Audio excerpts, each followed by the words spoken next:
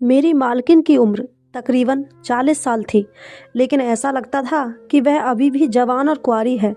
वह रोजाना रात को मुझसे मालिश करवाती, मैं भी खूब मज़े से उनकी मालिश करता। एक रात मालकिन ने मुझे एक तेल की बोतल पकड़ाई और कहने लगी, चल पप्पू, लाइट बंद करके मेरे पास आ जा। उस रात मेरे होश उड़ गए, क्योंकि मालकिन ने पूरी रात मेरे साथ। मालकिन एक विधवा औरत थी, लेकिन उसके रंग ढंग देखकर वह कहीं से भी विधवा नहीं लगती थी। आज भी मालकिन बहुत ही हसीन लग रही थी। उसने पिंक रंग का जोड़ा पहन रखा था और साथ ही काफ़ी अच्छा मेकअप भी किया हुआ था। वह बड़े आराम से बिस्तर पर लेटी टीवी देख रही थी। मैंने करीब जाकर उन्हें नमस्ते किया तो मालकिन ने मेरा मुंह पकड़कर मेरा माथा चूम लिया। कहने लगी, वाह, तू तो बड़ा हो जवान हो गया है, क्या खूबसूरत जिस्म है। चल, अच्छा हुआ तू यहाँ मेरे पास आ गया है। तेरी माँ को तो तेरी जवानी का ख्याल ही नहीं है। तू मेरे पास आया है ना, तो तुझे जवानी के सारे गुण सिखा दूंगी। चल यहाँ मेरे पास बैठ जा। मालकिन ने अपने पैरों की तरफ इशारा किया और कहने लगी, मेरे पाँव दबा दे। यह सुनकर मैं एकदम शर्मिंदा हो गया। एक गैर औरत के पैरों में बैठना और फिर उसके पाँव दबाना मेरे लिए बड़ी शर्म की बात थी। मैं तो ये सोचकर आया था कि वह घर के कामकाज करवाएगी, लेकिन इन्होंने तो मुझे अपने पैरों में बिठा लिया था और अपने पाँव मेरी गोद में रख दिए थे। ना चाहते हुए भी मैं धीरे धीरे उनके पाँव दबाने लगा, क्योंकि अम्मा ने कहकर भेजा था कि मालकिन को खुश रखना। अगर तुम मालकिन को खुश रखोगे तो वह तुम्हें बहुत अच्छी तनख्वाह देगी। अम्मा ने सख्ती से कहा था कि ये नौकरी हरगिज ना छोड़ना। इसलिए मैं मालकिन के हर हुक्म का पालन करता था, लेकिन मुझे क्या मालूम था कि मालकिन ने मुझे यहाँ किस मकसद के लिए बुलाया है। काफ़ी देर तक मैं मालकिन के पाँव दबाता रहा। फिर मालकिन ने कहा, सामने शीशे में तेल की बोतल रखी है। मैं वह उठाकर मालकिन के पास आया तो वह सीधा लेट गई और कहने लगी, चल मेरी कमर की मालिश कर दे, मेरी कमर में बड़ा दर्द है। यह सुनकर तो मैं शर्म से लाल पीला हो गया। मेरे लिए मालकिन की मालिश करना शर्म की बात थी, लेकिन मालकिन ने मेरा चेहरा देखे बगैर ही खुद को सीधा कर लिया था और फिर मुझे मजबूरन मालकिन की कमर पर तेल की मालिश करनी पड़ी। मुझे यहाँ 1 घंटा गुजर गया था और इस 1 घंटे में मेरे सब्र की सारी हदें पार हो गई थी। ये कैसा काम था जिसके लिए मालकिन ने मुझे यहाँ बुलाया था? यह काम तो वह किसी औरत से भी करवा सकती थी। मुझे मालकिन कोई बहुत ही बेशर्म और बेहया मालूम हो रही थी और यहाँ गुजारा करना मेरे लिए मुमकिन नहीं था। मैंने सोचा था कि मैं वापस लौट जाऊंगा और अम्मा को साफ साफ कह दूंगा कि मैं ऐसी औरत के पास काम नहीं कर सकता। लेकिन जब काफ़ी देर मालिश के बाद मैं फारिग हुआ तो मालकिन ने तकिए के नीचे से हजार हजार के 3 नोट निकालकर मेरे हाथ पर रख दिए और कहने लगी, शाबाश, तेरे हाथों में तो बड़ा जादू है। मेरी कमर का सारा दर्द ख़त्म कर दिया तूने।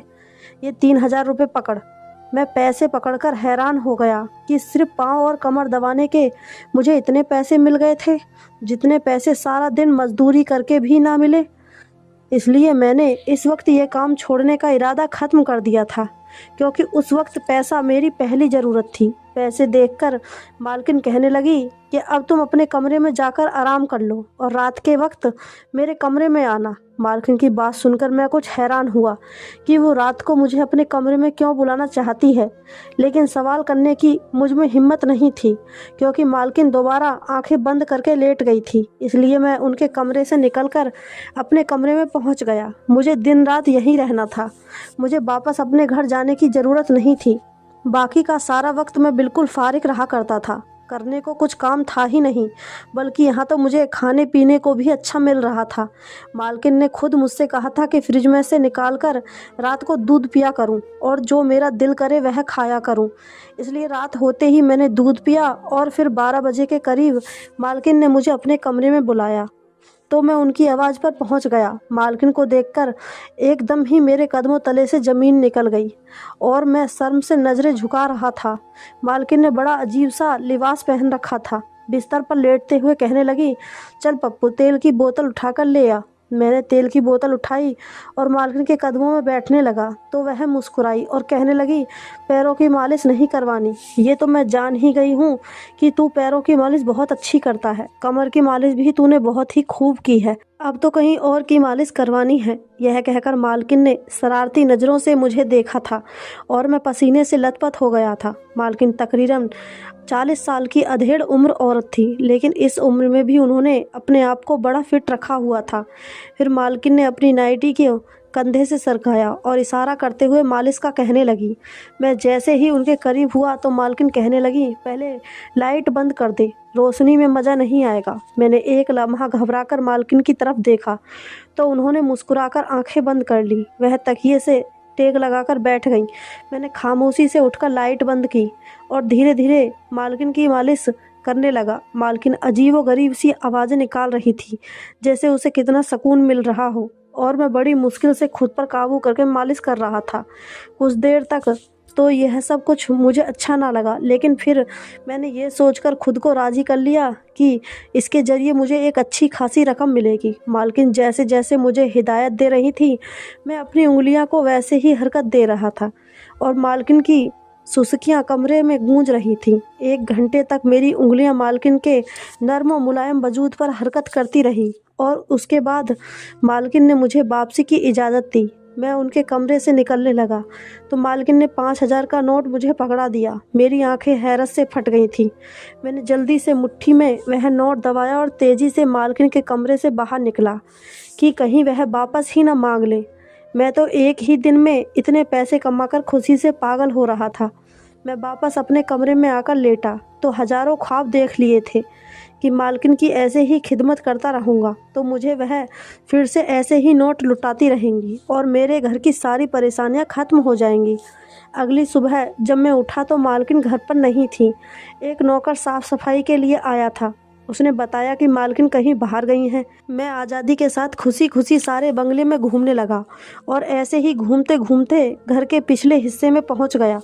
वहां 2 कमरे बंद पड़े थे। मैं सोचने लगा कि इतने बड़े बंगले में मालकिन का अकेले दिल कैसे लगता है। हम तो एक छोटे से घर में सब 2 कमरे में ही रहते हैं और इसके बावजूद भी अगर कोई कहीं चला जाता है तो बड़ी तन्हाई एहसास होता है, जबकि मालकिन तो अपने पति के मरने के बाद लेकर अब तक वह अकेली थी।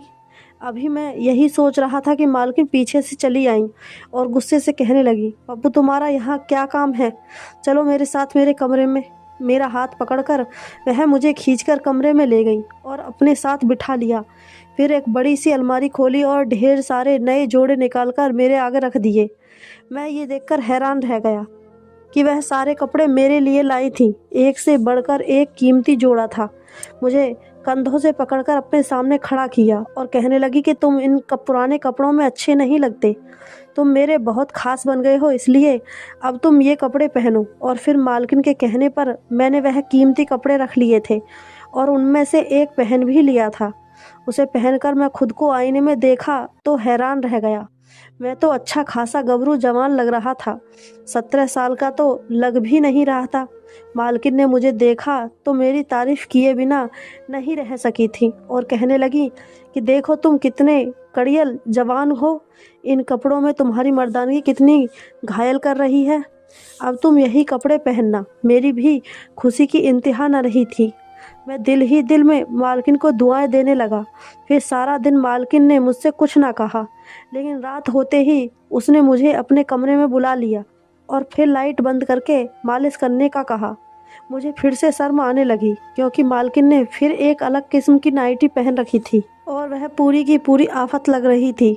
अब तो मालकिन को देखकर मेरे जज्बात भी बेकाबू होने लगे थे। मालकिन ने लाइट बंद करवाने के बाद फिर मुझसे पूरी तरह मालिश करवाई थी और मैं उनकी मालिश करता रहा था। 2 घंटे बाद मेरी छुट्टी हुई तो और साथ ही उसने मुझे 1,000 भी और साथ ही 5,000 भी उन्होंने मेरे हाथ पर रख दिए और यह सिलसिला कुछ दिन तक ऐसे ही चलता रहा। कुछ दिनों तक मुझे लगा कि शायद मालकिन ने मुझे इसी काम के लिए रखा है और मैं पूरी तरह बेफिक्र हो गया। लेकिन जब 20 दिन गुजरे तो मालकिन ने मुझे अपने पास बुलाया और जो काम करने को कहा वह सुनकर मैं हैरान रह गया। मालकिन कहने लगी कि मेरा कुछ ज़रूरी सामान है, वह तुझे दूसरे शहर पहुंचाना है।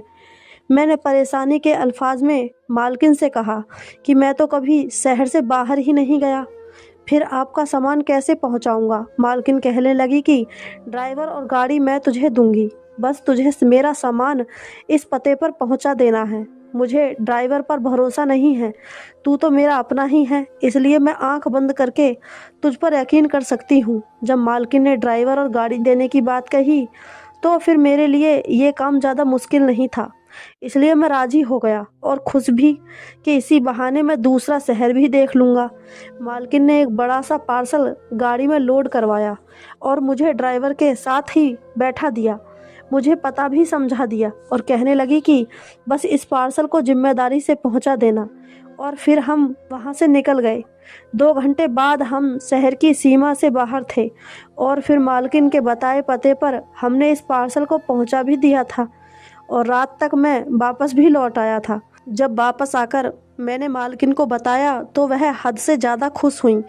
उसने मेरे हाथ पर 5,000 रख दिए और कहने लगी, वाकई ही पप्पू, तू तो बड़ा ही काम का लड़का है, अब तू हमेशा मेरे पास ही रहेगा। चल, अगर तुझे ज़्यादा थकान नहीं हो रही तो मेरी मालिश कर दे। मालकिन की बात सुनकर मैंने फिर से तेल की बोतल उठा ली। मैं थक तो गया था, लेकिन 5,000 के नोट की खुशबू ने मुझे फिर से तरोताज़ा कर दिया था। काफ़ी देर तक मैं मालकिन की मालिश करता रहा और उनकी कराहट से कमरा गूंजता रहा। मैं हैरान था कि मालकिन ज़्यादा कामकाज भी नहीं करती, फिर इतनी थक कैसे जाती हैं। सारा दिन सिवाय शॉपिंग के मालकिन के पास और शायद कोई काम नहीं था, क्योंकि मालकिन अक्सर ही सुबह सवेरे घर से निकल जाती और शाम के वक्त लौटती। कभी कभी तो मुझे ये सोच भी हैरान कर देती कि मालकिन के पास इतना पैसा आता कहाँ से है, जबकि वे तो एक विधवा औरत हैं। और जहाँ तक अम्मा ने मुझे बताया था कि मालकिन के पति भी कोई ऐसा खास काम नहीं करते थे। अम्मा ने यही बताया था कि मालिक के मरने के बाद ही मालकिन के हालात बदले हैं, लेकिन कैसे बदले हैं इसके बारे में किसी को कुछ पता नहीं। मैं मालिश करके फ्री हुआ तो मालकिन कहने लगी, कल फिर एक पार्सल पहुंचाना है। इसी तरह अगर तू काम करता रहेगा तो देखना कितने पैसे कमाएगा। एक और पार्सल का सुनकर मैं बड़ा खुश हो गया और मुझे उम्मीद हो गई कि मालकिन फिर मुझे 5,000 देंगी। लेकिन अगला पार्सल पहुंचाने का तो मालकिन ने मुझे 10,000 रुपये दिए थे, जबकि शहर से बाहर भी नहीं जाना था, बल्कि शहर के अंदर ही सामान पहुंचाना था। वो एक बड़ा सा बंगला था जहां मालकिन के कहने पर मैंने वह पार्सल उतरवा दिया था। इतना भारी भरकम पार्सल था कि उठाया नहीं जा रहा था। ना जाने मालकिन ने उसमें क्या भेजा था। जब उस रात मैंने जाकर मालकिन को अपनी रास्ते की कहानी सुनाई तो उसने पूछ ही लिया कि पार्सल में ऐसा क्या था जो इतना भारी था, इतना बड़ा भी। मालकिन मुस्कुराकर कहने लगी कि कुछ कीमती सामान होता है जो मैं लोगों के कहने पर उन्हें पहुंचा देती हूँ। तेरे मालिक के जाने के बाद घर चलाने के लिए मुझे कुछ ना कुछ काम तो करना था। खानदान वालों में से तो किसी ने भी मुझ विधवा की खैर खबर नहीं ली। ये बात तो तुझे खुद भी मालूम है कि बेटा कोई किसी के बुरे वक्त में काम नहीं आता, इसलिए बस मैंने यही कारोबार शुरू कर दिया। जब मेरे दिन बदले तो सब मुझ पर उंगलियां उठाने लगे, सवाल करने लगे कि मैं क्या करती हूँ, लेकिन अब मैं लोगों को जवाब क्यों दूँ। यह कहकर मालकिन ने आह भरी और कहने लगी कि बस जो कारोबार मुझे समझ आया मैंने वही शुरू कर दिया और अब तू मेरे साथ इसमें शामिल हो गया है, क्योंकि आज तक मैंने किसी पर भरोसा नहीं किया, लेकिन मुझे तुझ पर भरोसा हो गया है। इसलिए अब तुझे रोज़ाना 2-3 बार पार्सल पहुंचाने होंगे ताकि कारोबार तेज़ी से तरक्की करे। मुझे मुनाफा मिलेगा तो फिर मैं तुझे भी खूब दूंगी ताकि तेरे घर वालों की ज़िंदगी भी आसान हो जाए। मैं अच्छी तरह जानती हूँ कि एक विधवा औरत कितनी परेशानी उठाती है। मालकिन ने मुझे कारोबार की तरक्की के साथ खुशहाली के ख्वाब दिखाना शुरू कर दिए और मैं भी उन ख्वाबों के पीछे चल पड़ा था। अब मुझे समझ आ चुका था कि मालकिन दिन भर खरीदारी के लिए क्यों जाती थी। यकीनन वह अपने कारोबार का सामान लेती थी और फिर उसे पैक करवाकर मुझसे भिजवाया करती थी। मेरा काम तो सिर्फ डिलीवरी का था। ड्राइवर और गाड़ी भी मालकिन की हुआ करती थी। मैं खुशी खुशी ये काम करने लगा। किसी पार्सल के बदले मुझे 10,000 तो किसी के बदले 50,000 ऐसे ही मुझे पैसे मिल जाते और मैं खुशी खुशी अपनी अम्मा को हफ्ते में एक बार जाकर वह पैसे दे आता। अम्मा मुझे इतना पैसा कमाता देखकर हैरान थी। बार बार पूछती कि तू मालकिन के घर क्या काम करता है। मैंने भी उन्हें यही बताया कि मैं मालकिन के कारोबार में शामिल हो गया हूँ। अम्मा को भी तसल्ली हो गई। अम्मा ने बड़ी बहन की शादी के लिए पैसे जोड़ने शुरू कर दिए और घर के हालात भी काफ़ी बदल गए थे और फिर इसी तरह ज़िंदगी की गाड़ी चल पड़ी थी। मैं दिन में 3-3 पार्सल पहुंचाने जाया करता था, लेकिन एक दिन एक अजीब बात हुई। गाड़ी में पीछे पार्सल रखा था, आगे मैं और ड्राइवर बैठे थे। अचानक पार्सल में हरकत शुरू हो गई। मैं घबरा गया क्योंकि मुझे मालूम नहीं था कि इसमें क्या सामान मौजूद है। मैंने परेशानी से ड्राइवर की तरफ देखा तो वह भी हैरान था और फिर पार्सल का डब्बा तेजी से हिलने लगा। मुझे डर हुआ कि मालकिन का भेजा हुआ सामान कहीं खराब तो न हो जाए। मैंने ड्राइवर को एक तरफ गाड़ी लगाने को कहा और फिर मालकिन के हिदायत के खिलाफ जाते हुए पार्सल खोल दिया। जैसे ही मैंने वह पार्सल खोला तो मेरे होश उड़ गए। अंदर एक जवान लड़की बंधी हुई थी और उसके हिलने जुलने से डिब्बा हिल रहा था। उसके मुंह पर टेप लगा था, हाथ पांव बंधे थे। मैंने जैसे ही उसके मुंह से टेप निकाला तो वह चीखने लगी, बचाओ बचाओ की आवाज़ देने लगी। वह तो भगवान का शुक्र था कि दूर दूर तक कोई नहीं था। मैंने उस लड़की को कहा कि चुप हो जाओ, मैं तुम्हारी मदद करूंगा, लेकिन अपनी आवाज़ बंद कर लो। मैंने ड्राइवर की तरफ देखा तो वह भी घबराया हुआ था। मैंने उसे कहा कि गाड़ी किसी सुनसान जगह ले चलो, फिर हम उस लड़की से पता करते हैं कि क्या मामला है। मैंने उस लड़की के हाथ पांव खोलकर उसे गाड़ी में ही बैठने का कहा था और उसने मुझ पर भरोसा कर लिया था।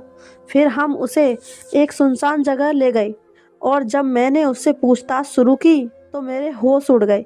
मुझे अंदाज़ा ही नहीं था कि मालकिन मुझे गुनाह के कैसे दलदल में धकेल चुकी थी। उसने मुझे किस मकसद के लिए इस्तेमाल किया।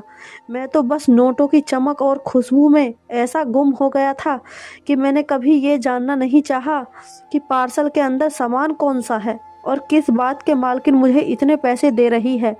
फिर उस लड़की ने मुझे बताया कि एक लड़के ने उसे अपनी मोहब्बत के जाल में फंसाया और फिर मुलाकात के नाम पर बुलाकर उसे बेहोश कर दिया और फिर जब उसे होश आया तो वो एक बंगले में थी जहां उस जैसी और भी लड़कियां मौजूद थीं। उनके सामने एक अधेड़ उम्र की औरत खड़ी थी और उसी औरत ने उस लड़की को बताया था कि वह उसका सौदा कर चुकी है। वो लड़का उसी औरत का भेजा हुआ था। उसी लड़के ने तमाम लड़कियों को मोहब्बत के जाल में फंसाकर उस बंगले तक पहुंचाया था और बारी बारी वो उन सब का सौदा कर रही थी। वो लड़की ये सब बताते हुए रो रही थी। ये हकीकत जानकर तो मेरे रोंगटे खड़े हो गए। मैंने वो पार्सल दोबारा से बंद कर दिया और उस लड़की को आज़ाद करके उसे खुद उसके घर पहुंचा दिया और उस पार्सल को मालकिन के बताए हुए पते पर पहुंचा दिया। और फिर जब वापस बंगले पर पहुंचा तो मैंने झूठ कहा कि मैंने पार्सल पहुंचा दिया है। मालकिन मुझसे बहुत खुश हुई, लेकिन थोड़ी ही देर बाद मालकिन के पास एक फ़ोन आया और गुस्से से उनका चेहरा सुर्ख हो गया। मालकिन को पता चल गया था कि पार्सल खाली पहुंचा है और अंदर लड़की नहीं है। मालकिन ने मुझे बाजू से पकड़ा और कहने लगी, देख पप्पू, सच सच बता दे, तूने क्या किया है? पार्सल के अंदर जो सामान था वह कहाँ गया है? मैंने मालकिन से कहा कि मैंने तो हमेशा की तरह आपका हुक्म माना है, मुझे क्या पता सामान कहाँ है। मालकिन ने एक थप्पड़ मेरे मुंह पर मारा और कहने लगी, मैंने खुद अपने सामने पार्सल पैक करवाया था, फिर उसमें से सामान कैसे गायब हो गया? क्लाइंट ने पूरे 5 लाख रुपए दिए थे, उसे सामान नहीं मिला तो वह मुझे धमकियां दे रहा है। मैंने कहा, मुझे तो नहीं पता कि आपके पार्सल के अंदर क्या था। जैसे आपने पैक करवा कर दिया था वैसे ही मैंने उन्हें पहुंचा दिया। मालकिन ने गुस्से से मेरी शक्ल देखी और कहने लगी, ज़्यादा मासूम ना बनो, मैं अच्छे तरह जानती हूँ कि तुम्हारे अलावा किसी और ने इस पार्सल को नहीं खोला, क्योंकि तुमने ही वह पार्सल पहुंचाया है, तो तुम ही मुझे जवाब दोगे कि वह लड़की कहाँ है। मालकिन की बात पर मैं दिल ही दिल में मुस्कुराया और मैंने जानबूझकर मालकिन से पूछा कि किस लड़की की बात कर रही हैं आप तो सामान पहुंचाती हैं, फिर लड़की कहाँ से आ गई? क्या पार्सल में कोई लड़की थी? मालकिन समझ गई कि मैं उनके साथ खेल खेल रहा हूँ। कहने लगी, ज़्यादा होशियार ना बनो, मैं पुलिस में तुम्हारी कंप्लेन कर दूँगी। तुम पर चोरी का इल्ज़ाम डालूंगी कि तुमने मेरे घर से सामान चुराया है। मालकिन की बात पर मैं मुस्कुराया और कहा कि ठीक है, आप पुलिस को बुला लें और जो चाहे साबित कर दें, लेकिन याद रखिएगा कि वह लड़की जब आपके खिलाफ गवाही देगी तो आप कहीं की नहीं रहेंगी। मेरी बात सुनकर मालकिन के होश उड़ गए। वह समझ रही थी कि मैं 17 साल का लड़का हूँ, उनकी धमकियों से डर जाऊंगा, लेकिन मैं हमेशा से ही बहुत निडर था। मुझे किसी चीज़ का डर नहीं था। और फिर ड्राइवर ने भी मेरा साथ देने का वादा किया था। वह भी एक नेक इंसान था जो अनजाने में मेरी तरह ही इस गुनाह में शामिल हो गया था। जब मालकिन ने मेरे तेवर देखे तो कहने लगी, मैंने तो तुम्हारी मदद की थी, तुम तो मेरे दुश्मन ही बन रहे हो। हम दोनों मिलकर काम करके तो खूब पैसा कमाएंगे। ज़्यादा कुछ नहीं करना, एक बंदा लड़कियों को एक जगह पहुंचा देता है, वहां से उन्हें पार्सल में बेहोश करके डालना होता है। बेहोशी की दवा का असर 12 घंटे तक रहता है और लड़की को ग्राहक तक पहुंचाने तक उसे होश नहीं आता। इसलिए खतरे की कोई बात नहीं है। ना जाने कैसे उस लड़की को होश आ गया। मुझे सच्चाई का मालूम हो गया था। मैंने मालकिन को साफ कहा कि मैं अनाथ जरूर हूँ और बेसहारा हूँ, लेकिन हम गुनाह का पैसा नहीं खा सकते। ये पाप की कमाई है। काश मुझे पहले पता होता, ताकि आपने मुझे जो पैसे दिए हैं मैं वह पैसे कभी भी आपसे ना लेता। मैंने मालकिन से कहा कि अपना ये गंदा कारोबार बंद करें, वरना मैं पुलिस को सब बता दूंगा। मेरी बात सुनकर मालकिन ने मेरे सर पर कोई जोरदार चीज मारी और मुझे बेहोश कर दिया। जब मुझे होश आया तो मुझे पता चला कि मालकिन मुझे कैद कर चुकी थी। मैं वहीं पीछे खाली कमरों में से किसी कमरे में कैद था। मैं चीखता चिल्लाता रहा। मालकिन ने मुझे ना खोला और ऐसे ही 2 दिन गुजर गए। मैं बिल्कुल निढाल था। मालकिन कहने लगी कि अगर आज़ादी चाहते हो तो मेरे साथ हाथ मिला लो, मिलकर कारोबार करते हैं। बाहर निकलने के लिए मुझे कुछ तो करना था, इसलिए मैंने मालकिन से उस वक्त हाथ मिला लिया और फिर पार्सल पहुंचाने के बहाने मैंने अगली लड़की को पुलिस स्टेशन पहुंचा दिया। उसने मालकिन के खिलाफ गवाही दी और मालकिन गिरफ्तार हो गई। मालकिन को यकीन नहीं आ रहा था कि मैंने उन्हें धोखा दिया है। उन्हें ये था कि मुझे पैसों का लालच है, लेकिन मुझे पैसों का कोई लालच नहीं था। मैं ईमानदारी से कमाई कमाना चाहता था। आज मालकिन जेल की सलाखों के पीछे है और सारी लड़कियों को पुलिस ने आज़ाद करवा लिया। मैं वापस अपने घर चला आया। पुलिस ने मुझे बहुत इनाम दिया और कहने लगी कि ये सरकार ने तुझे इनाम दिया है और ये तेरे लिए ईमानदारी के पैसे हैं, क्योंकि तूने बहुत सारी लड़कियों की जान बचाई है, उन्हें बेइज्जत होने से बचा लिया है। यह सुनकर मैंने पैसे पकड़े और खुश हो गया और सीधा अपने घर आ गया। अगर आपको ये कहानी पसंद आई हो तो वीडियो को लाइक करना और चैनल को सब्सक्राइब करना ना भूलें। ऐसी ही मज़ेदार कहानियों के लिए हमारे चैनल से जुड़े रहें। धन्यवाद दोस्तों।